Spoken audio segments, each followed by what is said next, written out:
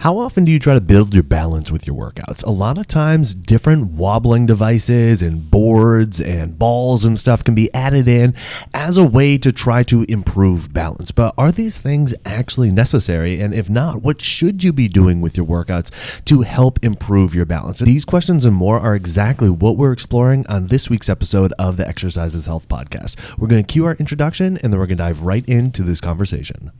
Hey, welcome back, exercisers, to the Exercise is Health podcast, brought to you by Exercise for Life Studios, where we believe that your health is your most valuable asset. And the single best thing that you can do to both boost and protect this asset is exercise. Specifically, exercise is geared towards building the health and function of your muscles. We are your hosts, Charlie and Julie. And today we are discussing this idea of balance. Balance is a hot topic, especially for certain segments of the population, whether they're performance-based or whether maybe it's a certain age demographic. But either way, this idea of wanting to be able to improve our balance to make sure that we don't fall and maybe even be able to perform some cool tricks is something that a lot of people want to be able to do. But so many ways that are typically used to try to improve balance, they may not actually be doing the job that we're hoping that they do. So what should we be doing with our workouts instead to make sure that not only are we able to improve our balance, but we stay safe in the process? That's exactly what we are exploring with you today.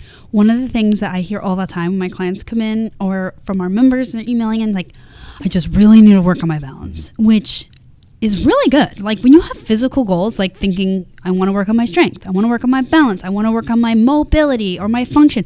All those are really good because that's what exercise is really good at, is changing how your body is functioning, right? And I was like, okay, cool. Like, what's wrong with your balance? So I do think there's a lot of media out there about like, hey, as you get older, make sure you're balancing. Or I have clients that'll be like, well, I do these exercises so that I don't lose my balance. And the problem with those types of exercises is they're usually very ineffective at improving your balance. We're going to talk about what you can do with your balance. But first, I think what's more important is to understand like what is balance and how do you know if you have good balance or not? Because most of the people that I talk to, not all, but most, when they come in saying, hey, I need to work on my balance, and then explain to me the situation, they're like, I always think to myself, like, that's pretty good balance. Like, that is good balance. But I think like we like to relate good balance to like, what do the Olympic gymnasts look like when they're on their beam? You know, it's like perfect, no movement, perfectly still. So I think that's where we need to start is like, what is balancing and what does it look like when you are balancing and having good balance? Yeah, I love that. So let's start right there. Like, what is balance? Well, I think in the simplest terms, balance could be just not falling over, right? Like maintaining some type of homeostasis from a position perspective, like of your body, how you are controlling and managing your body in space, which is just a bunch of words to say like you're not falling over. Now, some people truly have issues with balance. There can certainly be some medical conditions that lead people to have issues with their balance. If you stand up and your blood pressure goes really low, you have difficulty regulating your blood pressure, and all of a sudden you feel dizzy, you feel like you're losing your balance. Sometimes inner ear function can be, described as influencing balance. So there are definitely conditions and certain medical circumstances in which somebody may actually struggle with their balance. But the majority of people can balance just fine because you're able to stand upright. You are able to walk without falling over. And so then the question becomes, okay, well, if we can say like across the board, like more than likely you're pretty good at balance, then one, is there a need to try to improve it? And two, if there is, then how should we go about doing that? Absolutely. And, Charlie, I love that you said balance is not falling over. Because when people label themselves as bad balance, they're not falling over. Right? Isn't that? And I'm always like, so that's good balance. So this is what normally happens where people will self-label as bad balance. And even professionals, in different fields, be like, yeah, you have bad balance. But it's like they're doing a move. Maybe they went to a yoga class or maybe they tried something, whatever. They're like, I was really wiggly. I was so wiggly. My balance was so bad. That is a sign you're doing good balance, actually. And so just think, like, if you did some move and you fell over, that means you lost your balance. But if you did some move and your body did some stuff, wiggles and weird stuff, and your arms flailed side to side, that was your body balancing and working on the balance. And if you can hear that, we have a semi that's apparently honking his horn right outside our door. That scared me. Okay, anyways, there's a semi. So I always tell my people, like, hey, when we're doing an exercise that requires balance and you're wiggling and you're saying, oh, I just have terrible balance, you're wrong. Mm-hmm. It's actually that is your body balancing. That is balancing is a process. It's a thing. And if everything you did was easy to, like, you didn't have any wiggles or anything that looked kind of weird, when you were doing it, then it wasn't difficult on your balance anyway. So it wasn't like getting close to the edge of like where you might lose your balance. So if you did a move and you were super wiggly, maybe you were embarrassed, maybe it was awkward, maybe it was just weird, but you didn't fall over, that means you have good balance. Right. That is a good thing. Exactly. And think about it this way. Like if somebody comes up to you and says like, well, I want to speak English. Like, okay, well, you are speaking English. And that's about as far as the conversation goes, like from a balance perspective. And like maybe they mean that they want to expand their vocabulary or they want to be able to articulate things better. But what they are saying is, I want to speak English. And so what somebody often says, like, or at least just like, the words that they're using is, okay, well, I need to work on my balance. It's like, well, I need to work on my English. It's like, but you have balance. It's like, but you speak English, right? So the idea is like, maybe you feel like you want to be able to improve your coordination so you can balance in a wider variety of positions. Yes. Like that's something, right? That's a legit thing. That's a legit thing. Maybe you feel like, hey, I went to the yoga class or whatever and we were doing some poses and I want that to feel easier. Like there are certain things that I want to feel easier. Meaning I want to have the strength or the coordination or the mobility to do these things and not have it feel like it's taking as much effort on my part.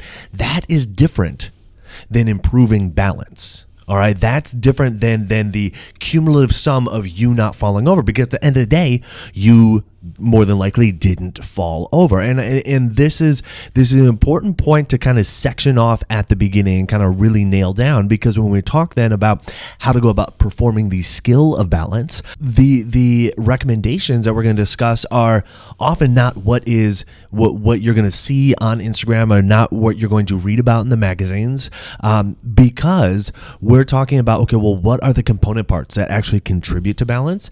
And then how do you go about improving each of those?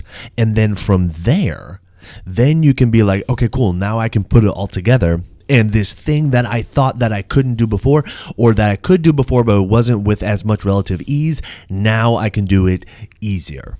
Right. I like this idea, Charlie, or this name.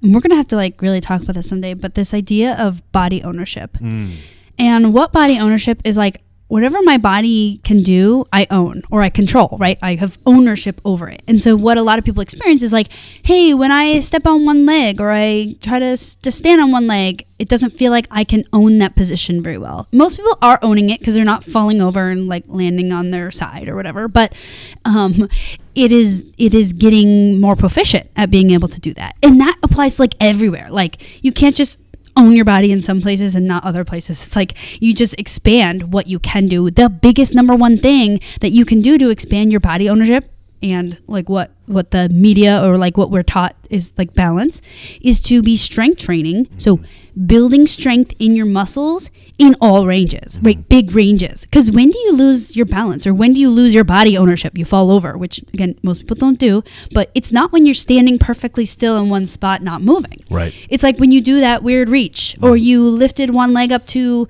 I don't know, kick something over or whatever. Like when you have large motion is when we get off kilter. So practicing strength training in large motions. And a lot of times when we think large motions, we think stretching, but we really want to focus on the strengthening piece, because strengthening means you own it, means you can contract, means you can control in those big ranges where we often feel like we have less body ownership. Yeah, exactly. And so this really gets to the meat of our recommendation. Hey, if you are wanting to improve your balance, the number one thing you can do is improve the strength of your muscles, improve your body's capacity to then control your body through building your strength. All right. And then from there, then you can go out and start like practicing the different skills that you want to practice, putting yourself into different positions and whatnot, where you can practice accessing that strength and controlling and owning your body.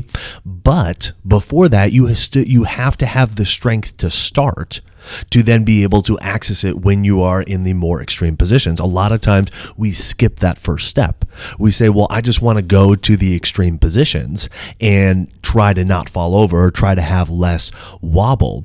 And the problem with that is that if you're not expanding your capacity, before you go into that, then you are just, it would be like if you kept trying to play chess, but you never actually understood any part of the game. Like you just kept going to the board and just kept trying to play. So like before you jump into a chess game, like maybe you should understand some openings. Maybe you should understand some defenses. Maybe you should understand, some different moves and whatnot, some strategy. And so you're expanding your capacity. And then when you implement it into the game, you're like, okay, cool. Like now I feel like I'm kind of becoming a chess player a little bit, right? So the same idea goes with balance. Like expand your capacity for your body to control itself, to have that ownership by improving your strength. And then you go apply it to the skills of being able to manage your positions in these kind of more extremes that we typically think of with balance.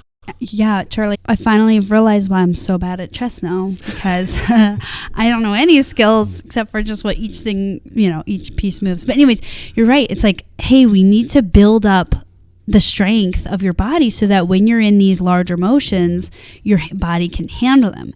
And this brings light to exactly why the way that most people train balance does very minimal for their balance. So here's the thing. When you add exercises to your body that you didn't currently do, there will be some improvement because you're adding a stimulus. You're saying, hey, here's a new challenge I'm going to do. I'm going to get better at it. But beyond that, beyond the like, hey, we added some new exercises, it's very ineffective to do balancing exercises to improve your balance. Right. Other than the level of like, hey, we practiced the skill a couple times. That is about it. Here's the reason why. Where do you lose your balance? In big motions, in large motions. Again, we don't lose balance when we're standing like a scarecrow, right? We lose balance when we're in the big ranges. That's why we have to train body ownership in big ranges. Now, think about yourself on one of those wobbly weebly boards, right?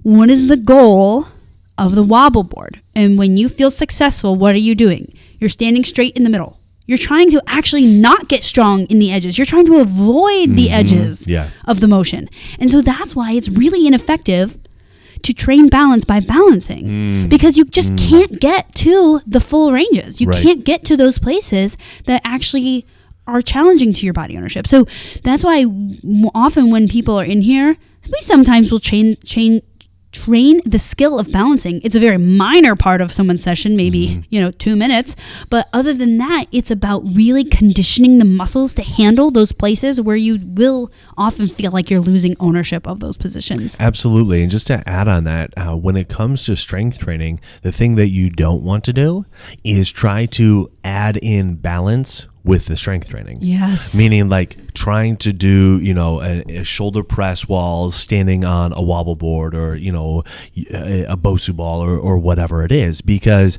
your body then needs to juggle now the balance part along with the strength part. And guess what? It's going to decrease your ability to build strength because it's not able to focus on the strength. It has to juggle all this other stuff that's happening throughout the rest of your body. Now, if your goal is to get your body to be able to juggle a whole bunch of stuff, then at some point you need to practice the juggle. But if your goal is to say, okay, well, I'm going to use my strength training to build my strength and then be able to implement that into the juggle of balance, cool. Then build your strength and then implement it into the juggle of balance. Don't try to do both at the same time, because you're going to be diminishing the return on the strength aspect. Even though the exercise may feel harder, or it feels like, well, I was really trying to focus hard because I was trying to balance. It's like, yeah, you were trying to focus on the balance, on the not falling over, which meant that you likely were not focusing on the squeezing of the muscles that you were trying to work, which meant you're going to get worse results for those groups of muscles, which means you're not going to be building the strength and whatnot that you need in those muscles. So I think that's a very important point that needs to be understood, is when it comes to actually improving your balance, not combining the strength training with balance is at the same time is a really important thing. You want to have as minimal balance requirements as possible so you can just focus on the strength, and then you can add in the balance outside of that. Charlie, I have 2 examples. Are you ready? I'm ready. Okay, so when I was probably 21, no, I was 20. I was in college. My university, there was like a retirement assisted living kind of community close by, and they had a fitness place in there. And so a lot of the students from my college, my section of the school, would go and intern there. Not a lot, but some of us, that was an option. So anyways, I interned there. So we would help these people that I think they all were like 70 and over do their workouts, right? And so anything I thought, I had no idea what I was thinking, but I just was learning from everyone else. And it was just so common that it was like, okay, well, Mrs. Jones has gotten really good at overhead press on the chair. So because now she's advanced and she's older, we need to make sure her balance is staying good. Now we're going to take it to the ball, like the big giant ball. She's going to sit on the big giant ball and do overhead press. And I was like, oh yeah, totally makes sense. Of course, because she should balance if she wants to get her balance better. Why should she not be balancing? And sitting in a chair would be so not functional. And then later in my training, I thought, later after I graduated college and I did more advanced training, I realized, oh wow, by Mrs. Jones sitting in a chair lifting weights and then moving to a ball because it was quote unquote more advanced, she actually had to downgrade her weights because now she was trying to not fall over. And so the muscles getting stronger in large positions, which is what she really needs to do, has now been diminished because she has to hold less weights. And again, that feeds into this idea of the juggle, right? It's like she now had this new thing to juggle. And I'm not saying she shouldn't practice the skill of balancing, but don't mix it with strength training and make it very like a skill training thing versus a strength training thing, because that balance really takes away a lot of things. Okay, can I tell my second story? Yeah, please do. Okay, second story. I was just training one of my clients yesterday. She's new. She was like, so I do these step-up things. If you guys aren't familiar, you like put one foot on a step and then you step up slowly trying to squeeze your leg. Anyways, it's a very common exercise. And a lot of people don't hold on to something. So it becomes like a step up to work your muscles and a balance thing because you're not holding on anything. You're like balancing in midair on one leg, trying to step up. And so she was like, yeah, I just never feel this right. It's all in the wrong places and whatever. So I was like, okay, so the first thing we're going to do is I want you to put your fingertips on the wall next to you. And she was so emotionally resistant to it because she's like, no, the balance adds challenge. I want to be challenged. I'm like, yeah, but in the wrong way. Like when you are distracted by having this balance thing, all you need to do is put your fingertips on the wall so you're less wiggly, wobbly, all that stuff. And now we can actually focus on your muscles. And it was the best glute exercise she had in like forever. Like nice. She never knew how to actually activate her glutes. I'm like, well, just take the balance out. Yeah. Because once you're balancing, you feel how your muscles are so different. Like when I have to balance, my foot is on fire, my calves are on fire. I feel different things in my hips rather than the direction I'm trying to go. And so it includes more muscles, which is a complete distraction to what you're actually trying to do. And so what's exciting is that now all we know what we have to do for her is like, hey, take that balance out. Like we glorify it in the fitness industry. It is so glorified that everyone's like, well, it's just better if I just balance. Right, I'm right. Like, it's literally not better. Exactly. It's worse. It is worse in a number of ways. So here's the thing though, Julie, is there are times when knowing that, okay, I need to work on my balance, like that would be a really good thing outside of just some kind of medical conditions. And so I just wanted to bring this up real quick, is that if you feel like your balance on one foot or one leg is more difficult to do than on the other foot or other leg, then that can be a sign like, okay, cool, there's something different going on with one side of my body versus another. And so maybe then improving my balance would be a good thing, just to be able to kind of have the two sides even out. But that doesn't necessarily mean that, again, you just need to do balancing drills. If you focus on doing the strength component, that can go a long way to making sure that that the two sides feel a little bit more even. So I think that's kind of an interesting caveat. Like, some people do an assessment where it's like a single leg touch or whatever, where you're balancing on one foot, and then it's like, all right, reach and touch something with your hand, and you do it for a set number of seconds on one foot, and then you do it on the other, and see if there's a difference. And so if you're noticing that there is a difference between how easily you can do something on one leg versus the other, then that may be a sign like, okay, cool, like my strength and coordination with one side is not the same as the other.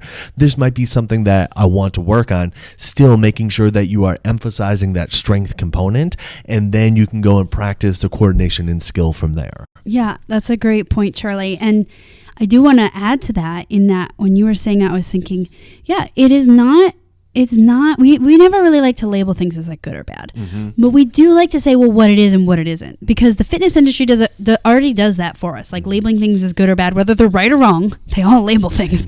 And it is very common that in my sessions, in our membership, we do exercise that include balance. But it's important to note that when you include balance, the strength input and the strength stimulus is less. It just is. Like, it just has to be. Like, there's no way for it to be as high as when you're not balancing.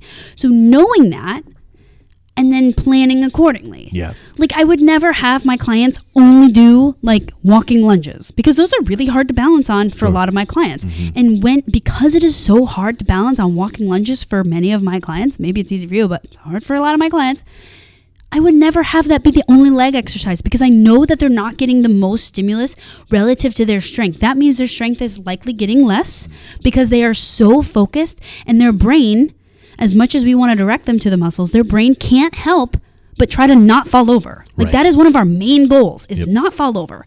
And so it is so distracting, more than we think. And so it is fine if you want to do, hey, I do some exercises that are difficult in my balance, but don't mistake that for being superior to ones that don't include balance, and the input that will give to your body relative to an exercise that doesn't have balance. Absolutely. So what can you do with this information? Well, the first thing that we want you to take away from this is that if you feel like you're needing to improve your balance, first and foremost, focus on improving your strength, okay? And it might be that you're using, both legs or both feet at the same time during the exercise. It might be one leg, and then the other leg. And so those are called like unilateral exercises or something like that. But either way, like, you want to improve your strength, because it's your strength that's going to allow you to be able to control your body in different positions, okay? That's the first thing. Then, once you improve your strength, if you're feeling like, yeah, my balance still isn't quite where I want it to be, then you can start practicing the skill component a little bit, all right? Again, you've expanded your capacity. Then you can go into more of the skill component, which is where we see most people jump to right away when they're saying, okay, I want to improve my balance. But here's the thing. The skill component does not necessarily need to be this big, extravagant, using a rope to walk on that you see, a lot of people do. They'll like tether it between trees or whatever, and they'll walk between that. It doesn't have to be, using a ball or using, a Bosu ball or whatever, right? You can improve the skill component by simply just going to the positions that you feel like, okay, I'm close to losing my balance here, and just maintaining that kind of teeter right there, kind of like maintaining your position, like on the edge. Like, if I went any further, it would feel like I would fall. Just staying right there, and then that can help you improve the skill of recruiting the muscles, employing the strength that you have developed, but then coordinating like, okay, I'm not going to fall in this position. You can find that over time, your balance overall will improve with that, and improve in a much more efficient manner than if you jump just to the skill stuff or using all the balance toys that a lot of people try to implement. You're right, Charlie. I was just thinking of an analogy for this, and I hope it's a good one. So you guys know, like, Charlie and I, we have a young family. We have 2 little kids. So anyone that has ever had a kid in daycare, you go in like seasons of illness, right? And the way that the season for illness for kids is like they get sick and they get better. For parents, it's like your kid is sick, so your kid's not sleeping well, so you're not sleeping well. And then you're sick, and then you're not sleeping. So it's like extended out. So whenever we go through these seasons, I don't sleep well. And so what happens is I don't want to work out. And so I'm like, oh, I'm terrible at working out. Terrible trainer. I'm terrible. And then I'm like, I get irritable at my kids because I'm really sleep deprived. So I'm like, I'm a bad mom. I don't know how to regulate myself. I don't know how to handle tantrums. I don't know how to do any of this. And then I think, oh my gosh, I'm a bad wife because, I'm not holding hands with my husband, or I'm not like making eye contact with him, saying I love you all the time. Like this is why we do these podcasts, so we can make eye contact. So that we can finally make eye contact. So I just feel bad on every category of my life. And so if every time we went through this season, and by the way, it's always like a 3-week to 1 month thing for us, I feel like, because we have 2 kids and then, the whole cyclical thing. If every time we went into one of those seasons, I was like, so I need to hire a personal trainer. I need to go back to personal training school. I need to go to mom school, learn these new techniques on how to parent. I need to now go back to relationship therapy, figure out how to be a wife, how to be tolerable as a woman, yada, yada, yada. Instead, just saying, hey, well, first things first. We all know you need a good night's sleep. So after like 1 or 2 good night's sleeps, I'm like, wow, I didn't need the therapy. I didn't need these specialized things. I didn't need to do these fancy skills to become a better mom. I just needed to sleep well, because a basic human need is that we need to sleep. Mm-hmm. A basic body, human body thing that we need to do is keep strength. Mm. A lot of bad things happen when we lose our strength and we start labeling it as other things like, oh, I'm losing flexibility and I need to go to a stretch person. Oh, I need to go to massage. Oh, I need to go balance training because I'm terrible at balance. Well, those might be there. Like, I might be a terrible mom, but I also know I can't be a good mom if I'm not sleeping well. And when I can sleep well, then I know that, hey, all these other things improve, and that maybe there's one tweak. Like, say this to your kid instead of that. There's one tiny tweak that I need to work on, or one wifey thing that I need to work on. And so when we relate that to exercise, again, it's like, hey, you have to regularly strengthen your body. So do that first, and then we'll find out where the issues are, versus saying, wow, I'm terrible at balance. I should work on all these balancing drills.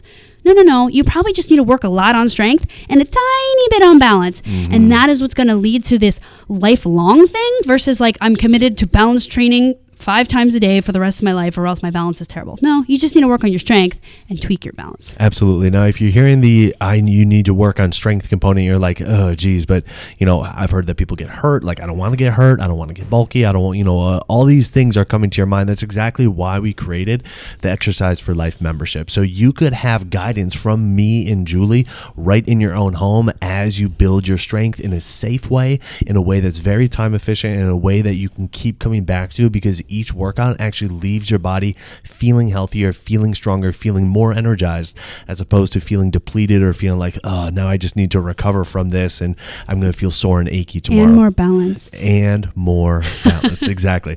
So if you want to get in on the Exercise for Life membership, there are a couple options. All you have to do is go to www.exerciseforlifestudios.com/membership and see which option works for you best, whether it's the monthly membership or the premium membership. So head there, check it out, and we will be able to guide you as you continue to improve your strength, as you continue to improve your balance and your health overall. So who do you know that needs to hear this episode? Who do you know that wants to improve their balance but is doing all the industry tricks and it's not working well for them? Share this episode with them so they can understand the component parts that they need to be utilizing and building upon, that's not just practicing the balance. And while you're online, head on over to Apple Podcasts and leave us a rating and review. It helps people find our podcast when they're looking for information on exercise and when they're looking for information on health. So if you found value in this conversation today, let us know by leaving us that 5-star rating and review. Well, thanks so much for tuning in. We always appreciate it. Have a fantastic week, and we'll talk with you all next week. This podcast is for information purposes only. The statements and views on this podcast are not medical advice. This podcast, including Julie and Charlie Gates, disclaim responsibility for any possible adverse effects from the use of information contained herein. Opinions of guests are their own, and this podcast does not endorse or accept responsibility for statements made by guests. This podcast does not make any representations or warranties about guest qualifications or credibility. This podcast may contain paid endorsements or advertisements for products or services. Individuals on this podcast may have a direct or indirect financial interest in products or services referred to herein. If you think you have a medical issue, consult a licensed physician.